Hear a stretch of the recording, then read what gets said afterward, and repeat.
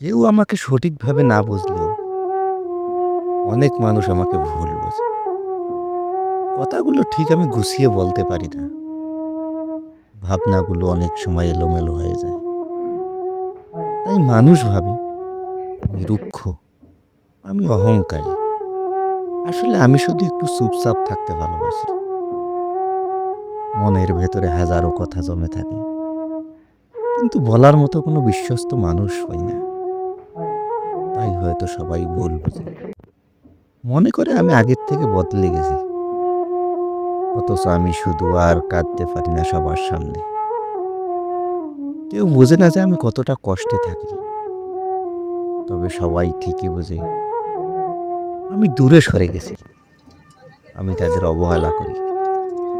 বাস্তবতা এটাই যে যেখানে ভুল বোঝাটা সহজ আর সত্যি বোঝাটা কঠিন। আমার ভিতরে কি চলে সেটা আমি জানি। এই সমাজ হয়তো তা কখনো বোঝার চেষ্টাও করেনি। ধন্যবাদ সবাইকে।